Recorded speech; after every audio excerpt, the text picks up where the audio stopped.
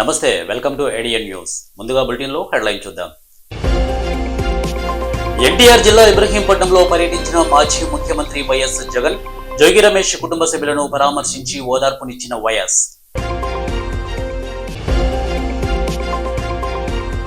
Food పాయిజన్తో విద్యార్థులకు అస్వస్థత, తెలిసినా పట్టించుకుని warden.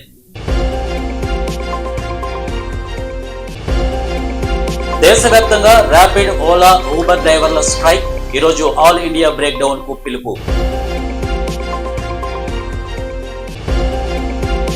Eidgah మైదానం కోసం ముస్లింల ఆందోళన. బంజారా హిల్స్ రోడ్డు నెంబర్ 10లోని స్థలాన్ని ఈద్గా మైదానంగా ప్రకటించాలని పెద్ద ఎత్తున ఆందోళన.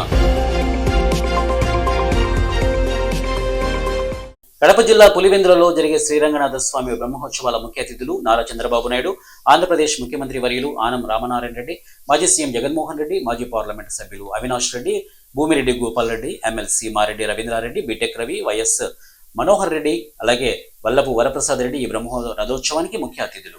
ఈ బ్రహ్మ రథోత్సవం బాజా భజంత్రీలతో, డప్పుల మోతలతో, బాణసంచా సందడితో భక్తుల మనసు దద్దరిల్లేలా రంగస్వామి భక్తులకు దర్శనమిస్తాడు. స్వామివారి రథోత్సవం పూలంగల్లు మొదలుకొని మెయిన్ బజార్లో భక్తులకు దర్శనమిస్తూ పెద్దమ్మ గుడి చేరుకుంటారు. అనంతరం పెద్దమ్మ గుడి నుంచి అమ్మవారి శాల వీధిగా ఎదురుగా భక్తులకు దర్శనమిచ్చి యథాస్థానానికి చేరుకుంటారు.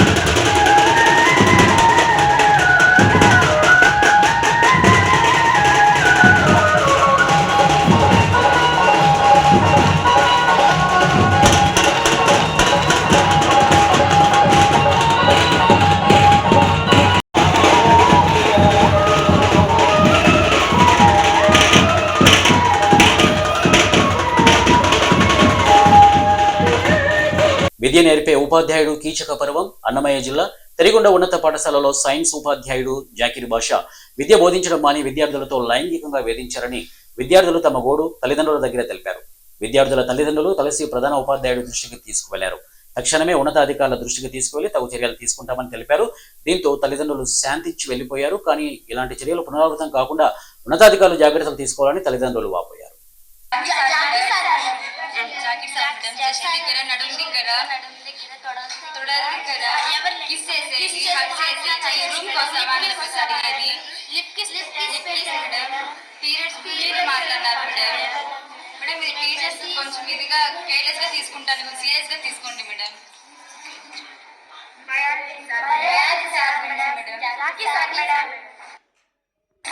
ఎన్టీఆర్ జిల్లా ఇబ్రహీంపట్నంలో పర్యటించిన మాజీ ముఖ్యమంత్రి వైఎస్ఆర్సీపీ అధ్యక్షుడు జగన్మోహన్ రెడ్డి గూండాల దాడిలో ధ్వంసమైన మాజీ మంత్రి జోగి రమేష్ ఇంటిని సందర్శించి జరిగిన విధ్వంసాన్ని స్వయంగా పరిశీలించిన వైఎస్ జగన్.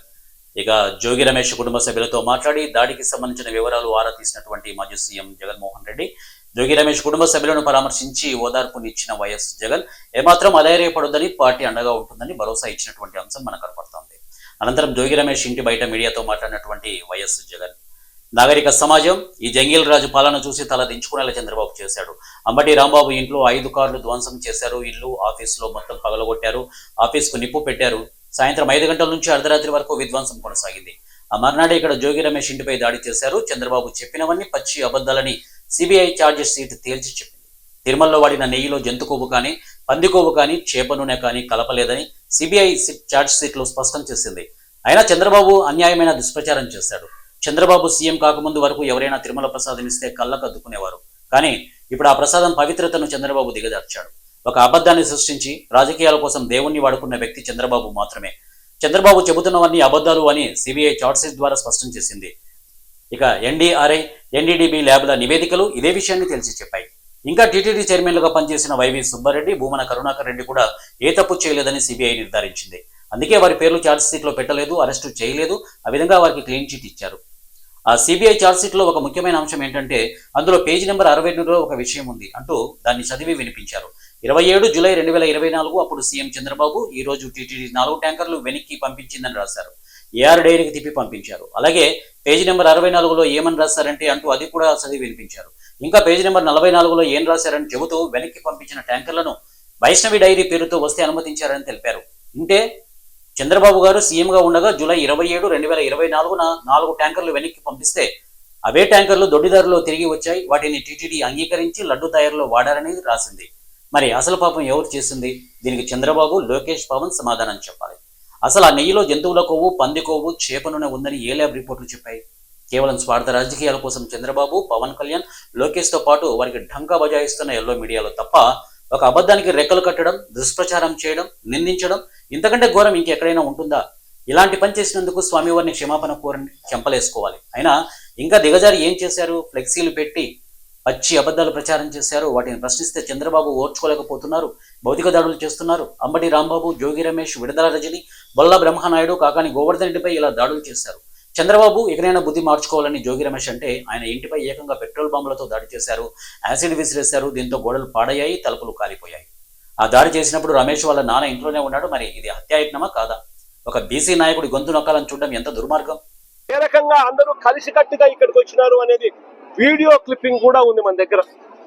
ఆ దాంట్లో ఈ మాదిరిగా ఈ మనిషి పతావుల్లా, ఈ మనిషి ఏకంగా బాటిళ్ళు, యాసిడ్ బాటిళ్ళు, పెట్రోల్ బాటిళ్ళు ఎగరేసుకుంటూ వస్తా ఉన్న ఫోటోలు. ఈ మనిషి విజయవాడకు సంబంధించిన తెలుగుదేశం పార్టీకి సంబంధించిన నాయకుడు. ఈ మనిషి ఏకంగా నిప్పంటిచ్చాడు పోలీసుల సమక్షంలోనే. ఈవిడ కూడా పతావుల్లాతో పాటు, ఇక్కడ పతావుల్లాతో పాటు ఈ ఆశా అనే ఈవిడ కూడా విజయవాడకు సంబంధించిన ఆవిడ. ఈవిడ కూడా ఈ మాదిరిగా వచ్చి ఈ మాదిరిగా జోగి రమేష్ ఇంటిపై రాళ్లు వేయడము, దాడులు చేయడము పోలీసుల సమక్షంలోనే జరుగుతూ ఉంది.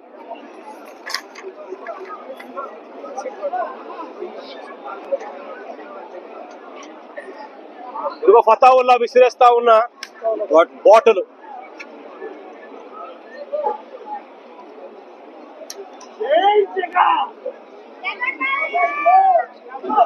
ఇదిగో ఫతావుల్లా చంద్రబాబు నాయుడు గారి కొడుకు నారా లోకేష్ తో ఆయనకున్న సత్సంబంధాలు. ఇదిగో ఆయనకున్న సత్సంబంధాలు.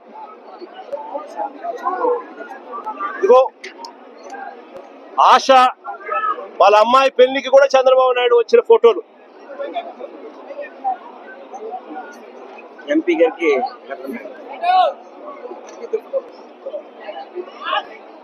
అమ్మాయి ఆశ హోమ్ మినిస్టర్ తో ఆశ. ఏదైనా చూసుకోండి. ఇదిగో ఆశ విత్ లోకేష్.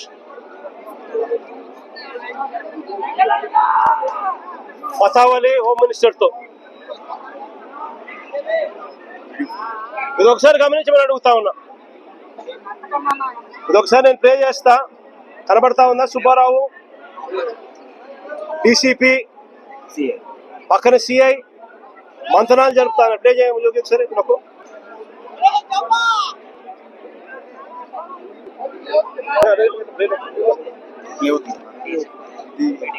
పోలీసులతోనే, పోలీసుల సమక్షంలోనే పోలీసులతో కలిసి వస్తా ఉన్న ఫోటోలు.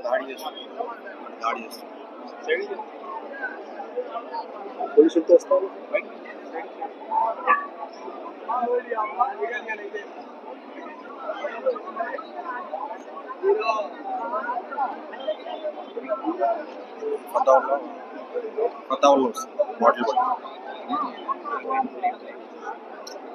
బాటిల్ ఎగిరేసుకుంటూ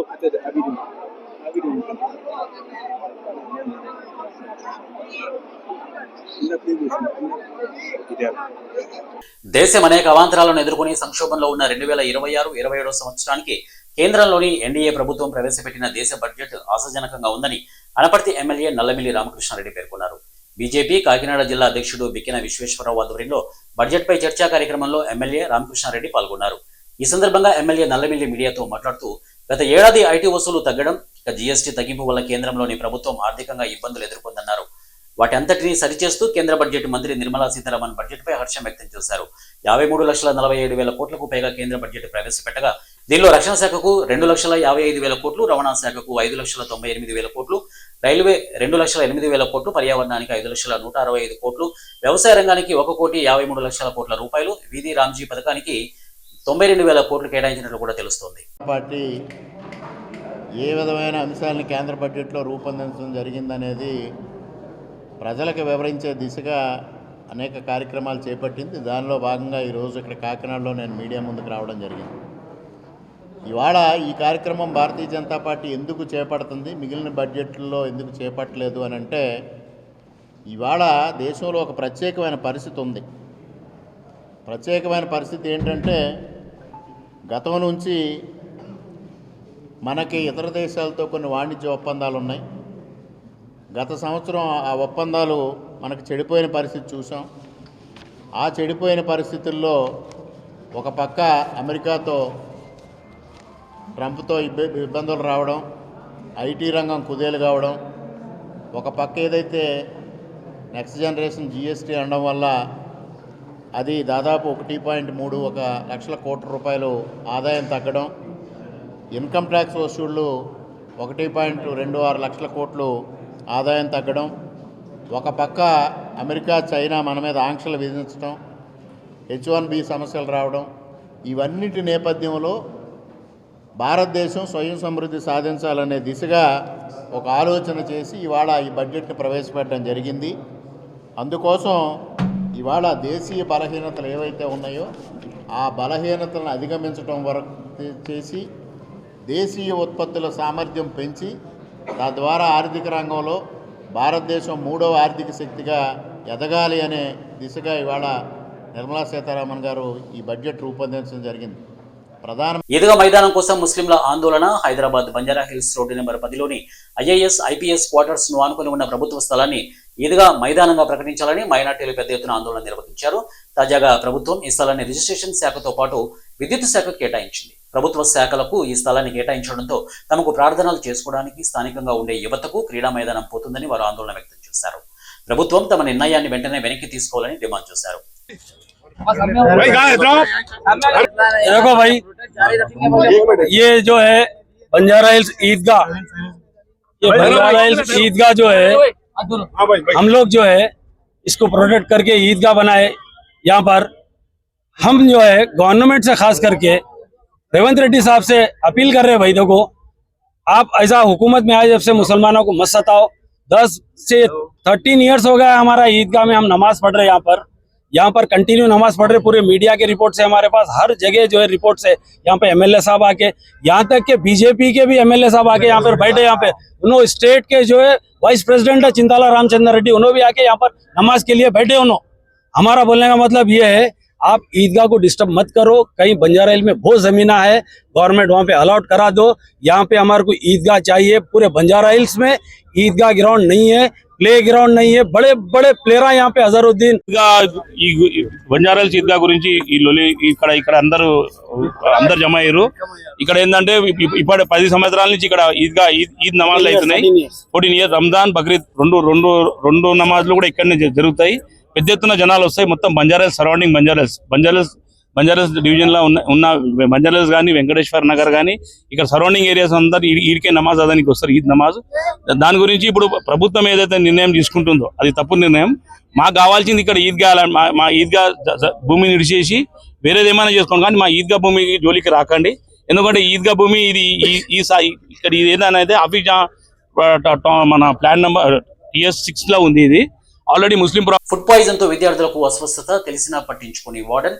ఫుడ్ పాయిజన్ విషయం బయటకు తెలిస్తే పరువు పోతుందని విద్యార్థినులకు హాస్టల్ వార్డెన్ RMP వైద్యుడితో చికిత్స చేయించారు.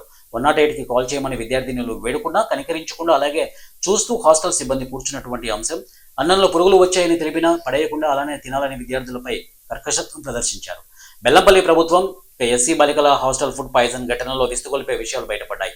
అన్నంలో పురుగులు వచ్చి 40 మంది విద్యార్థినులు అస్వస్థతకు గురయ్యారు. తీవ్ర వాంతులు చేసుకుని కళ్ళు తిరిగి ఎక్కడికక్కడే కుప్పకూలారు.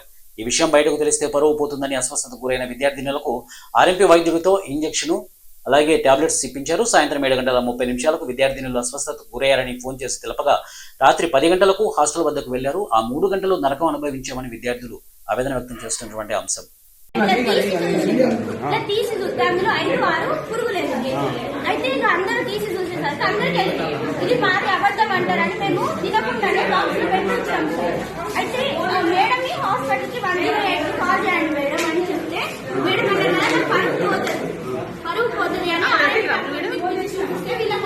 ఒక్కొక్క ఇంజక్షన్ వేసి ఒక్కొక్క టాబ్లెట్ వేసింది. మేడం కి 7:30కి కాల్ చేసి 10 వచ్చింది.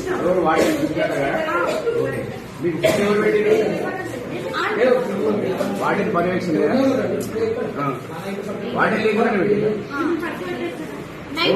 పెట్టిల్లు కర్రీ మిల్ మేకర్ అందరం తిన్నాం. పప్పు కూడా మిక్స్ 2 వేరు తిన్నాము. కథం తిని లాస్ట్ మినిట్ లో అందరికి పురుగులు కనిపించినాయి. పాపం అందరు చెల్లెలు అందరు పారేసిల్లు.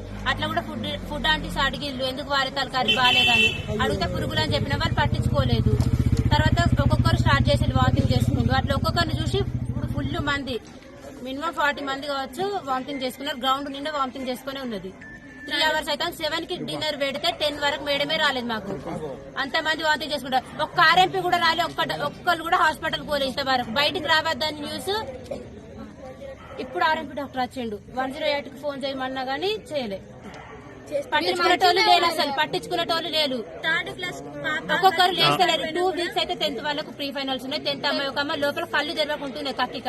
దేశవ్యాప్తంగా ర్యాపిడో, ఓలా, ఊబర్ డ్రైవర్ల స్ట్రైక్ చేపట్టింది. ఈ రోజు ఆల్ ఇండియా బ్రేక్ డౌన్ కు పిలుపునిచ్చింది. ఈ సందర్భంగా ఓలా, ఊబర్, ర్యాపిడో డ్రైవర్లు సమ్మె చేస్తున్నారు. యాప్ ఆధారిత క్యాబ్ డ్రైవర్ల ఆందోళనకు దిగారు. డ్రైవర్లు యాప్షన్లు ఆఫ్ చేసి రైడ్స్ కు నిరాకరిస్తున్నారు. పలు నగరాల్లో క్యాబ్ సర్వీసులు పూర్తిగా నిలిచిపోయాయి. కనీస బేస్ ఫర్ లేకపోవడంపై డ్రైవర్లు అసంతృప్తిని వ్యక్తం చేస్తున్నటువంటి అంశం. డ్రైవర్లు స్ట్రైక్ ను పాటించకుండా నడుపుతున్న వారిపై బలవంతంగా వాహనాలను రోడ్డుపై ఆపి ప్రయాణికులకు ఇబ్బందులు కలిగించారు. అయితే యాప్ కంపెనీల ఇష్టారాజ్యంగా ధరల నిర్ణయంతో డ్రైవర్ల ఆదాయం తగ్గుతోంది.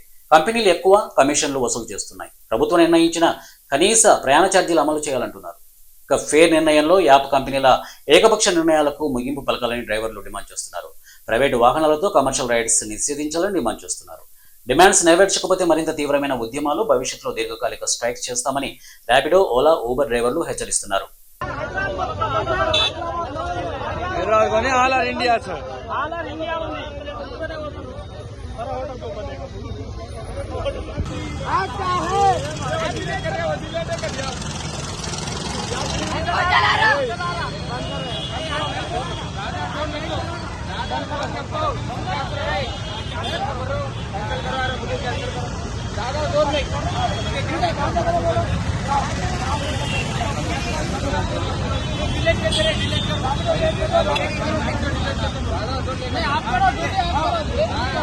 వివాహం చేసి ఆడపిల్లల తల్లిదండ్రులు అప్పులపాలు కావద్దనే ఉద్దేశంతోనే ప్రభుత్వం ఈ పథకాన్ని అమలు చేస్తోందని కంటోన్మెంట్ శాసనసభ్యులు గణేష్ అన్నారు.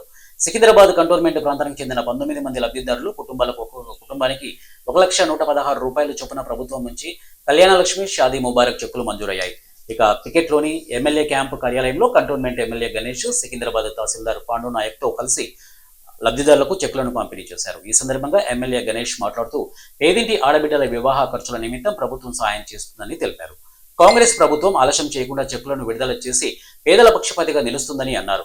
చెక్కులు సకాలంలో రాని వారు తనని సంప్రదిస్తే అధికారులతో మాట్లాడి త్వరితగతిన చెక్కులు మంజూరయ్యేలా చూస్తామని చెప్పారు.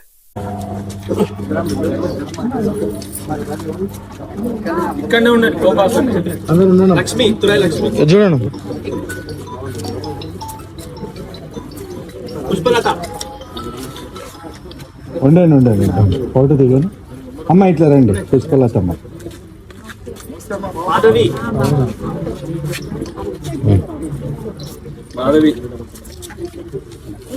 షాహిదా బేగం,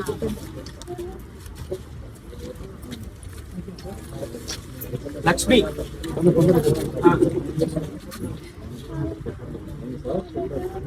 ఓకే లక్ష్మి, రేణుక.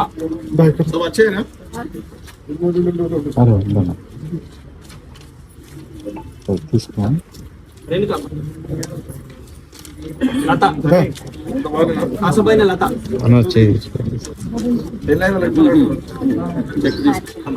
పిల్లల అందరు ఇటు ఒకసారి రండి. అందరు ఫోటోలు నిలబడండి. చెక్స్ చూపి చెక్కులు ముందు చెప్పి రైట్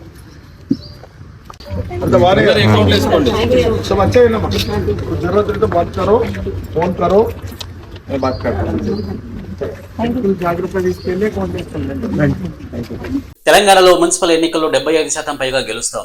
తెలంగాణలో జరగనున్న మున్సిపల్ ఎన్నికల్లో 75% పైగా గెలుస్తామని వైద్య ఆరోగ్య శాఖ మంత్రి దామోదర రాజనరసింహ అన్నారు. షాద్నగర్లో ఆయన ఎన్నికల ప్రచారంలో పాల్గొన్నారు. సంక్షేమమే మా అభ్యర్థులను గెలిపిస్తుందని అన్నారు. అమ్మ బాగున్నారా, మా పాలన ఎలా ఉంది, పథకాలు అందుతున్నాయా, మీ ఎమ్మెల్యే పనితీరు ఎలా ఉంది అంటూ మంత్రి ఓటర్లను పలకరించారు. 14వ వార్డు అభ్యర్థి అందేమోహన్ తరపున ఇంటింటి ప్రచారానికి వచ్చిన ఆయన స్థానిక భవానీమాత ఆలయం వద్ద రచ్చబండ ఏర్పాటు చేసి మహిళలతో మాట్లాడారు.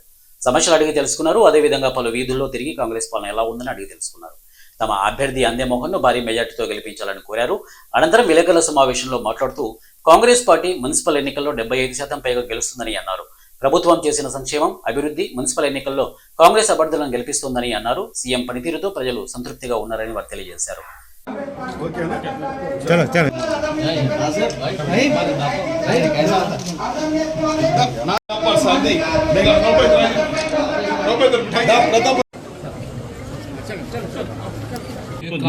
ఈ కెమెరా సృష్టించరు కానీ దీని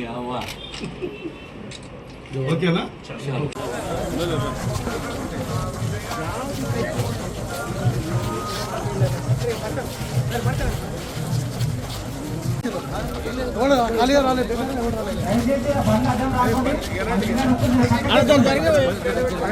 హైదరాబాద్ నాంపల్లిలోని ఫోరెన్సిక్ ల్యాబ్ లో భారీ అగ్ని ప్రమాదం. మొదటి అంతస్తులో భారీగా మంటలు ఎగిసి పడుతుండటంతో దట్టంగా కమ్మేసిన పొగ మంటలు ఆర్పుతున్న అగ్నిమాపక సిబ్బంది.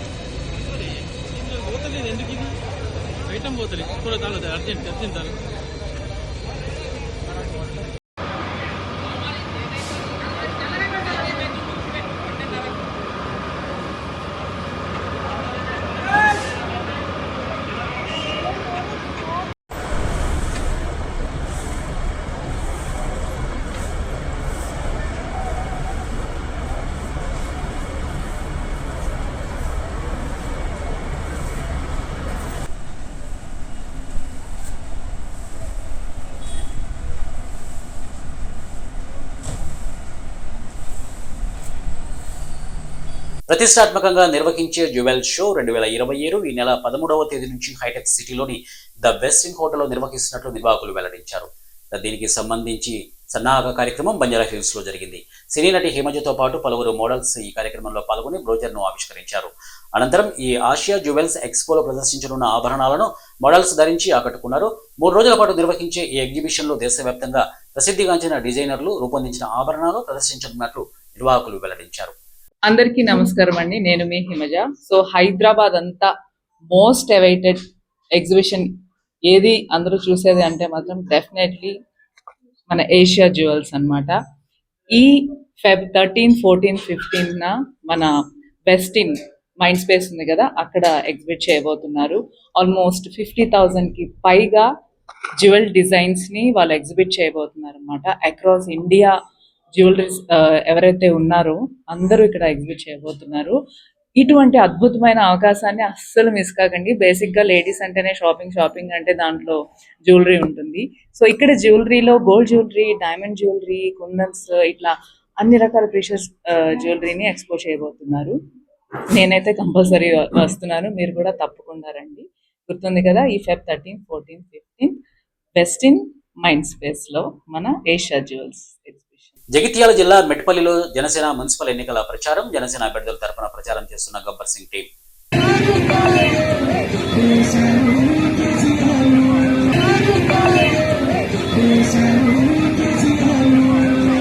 సంగారెడ్డి జిల్లాకు సంబంధించి ఇందిరేశం మున్సిపాలిటీ పరిధిలో కుక్కల దాడి. ఆర్కే నగర్ కాలనీలో ఆడుకుంటున్న బాలునిపై కుక్కల దాడి.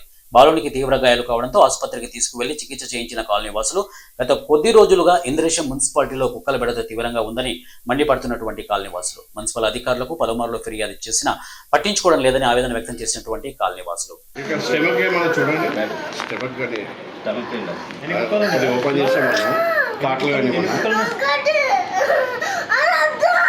అదేం కాదు పోస్తారు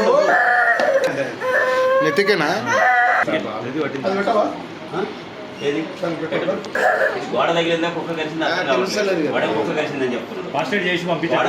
గోడ తగిలిందంటే కుక్క కలిసిందా భయంలో ఉన్నావు ఏం కాదు ఏం చేయట్లేదు. నీకు సరి కూర్చో ఏం కాదు ఏం చేయాలి ఏం చేస్తారు మీరు అక్కడికి వెళ్ళిందా చూసుకుంటారు. విశాఖలో సింహాచలం అప్పన్న దర్శనం ముగించుకుని తిరిగి వెళ్తుండగా జరిగినటువంటి రోడ్డు ప్రమాదం ఒక నిండు ప్రాణాన్ని బలి తీసుకుంది.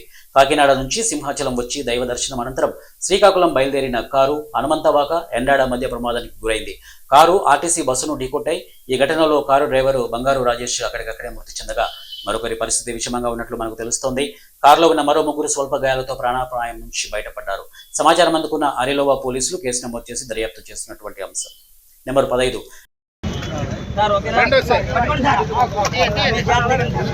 చూసుకోండి ముందు అక్కడ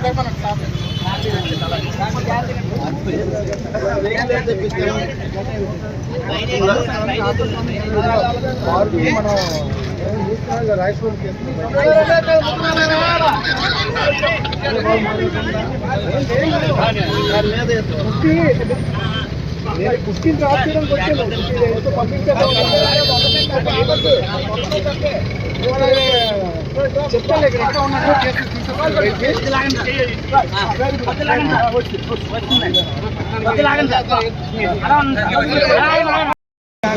వచ్చేస్తున్నాడు సెంటర్ కొట్టుకుని వచ్చేస్తున్నాడు ఆర్లు కొట్టుకుని బండి ఆపేసాడు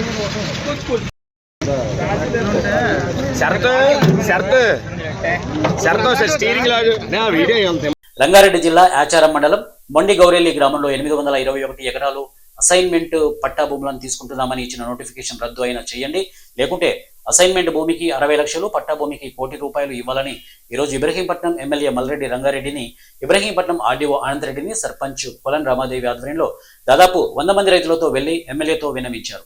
ఈ సందర్భంగా రైతులను ఉద్దేశించి ఎమ్మెల్యే మాట్లాడుతూ మున్సిపల్ ఎలక్షన్ అయిపోగానే రైతులను పిలిచి మాట్లాడి న్యాయం చేస్తామని అన్నారు. ఆర్డీఓ అనంతరెడ్డి మాట్లాడుతూ ఎలక్షన్ తర్వాత కలెక్టర్తో ఎమ్మెల్యేతో మాట్లాడి మీకు మీటింగ్ ఏర్పాటు చేస్తామని, తగిన న్యాయం చేస్తామని, ఈ సమావేశంలో మీకు నచ్చిన రేటు మాట్లాడుకుని మీరు తీసుకోండి, అసైన్ భూములకు పట్టా భూములకు ఒక రేటు నిర్ణయించి భూములు తీసుకుంటామని అన్నారు. ఈ కార్యక్రమంలో గ్రామ పంచాయతీ పాలకవర్గం రైతులు పాల్గొన్నారు.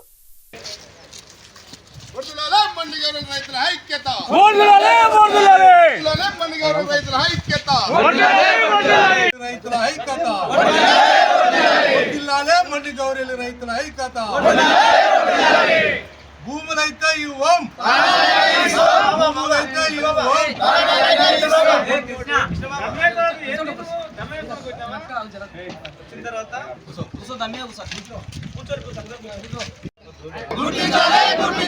గుర్తించాలి నిజమైన రైతులను, తొలగించాలి నకిలీ పాస్బుక్లను, తొలగించాలి నకిలీ పాస్బుక్లను.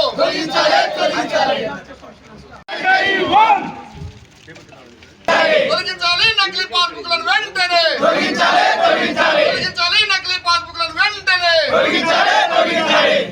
కఠిన చర్యలు తీసుకోవాలి అక్రమదారులను, అక్రమదారుల పైన కఠిన చర్యలు తీసుకోవాలి. పాస్బుక్ లేదు జిరాక్స్ ఈ 5 ఇంట్లో పండు తిరిగి మొత్తం పాస్బుక్ తీసుకుపోయి ఆర్డీఓ గారికి ఇచ్చారు. మీరు ఇష్టం లేని వాళ్ళు ఎవరైనా ఇవ్వకపోతే కూడా జబర్దస్త్ చేయకుండా చూసే బాధ్యత నాకు. ఇష్టం ఉన్నోళ్ళే ఇవ్వండి. ఒక రేట్ ఎంత అసైన్మెంట్ ల్యాండ్కి ఎంత ఇస్తారు, పట్టకి ఎంత ఇస్తారు చెప్తా సార్, దాన్ని బట్టి మేము ముందుకెళ్తాం సార్. అయితే ఒక దొంగ పాస్బుక్ ఉన్న వాళ్ళు అయితే ఉన్నోళ్ళు మాత్రమే ముందరకు వస్తున్నాం. అసలు రైతులు ఆనే ఉంటారు.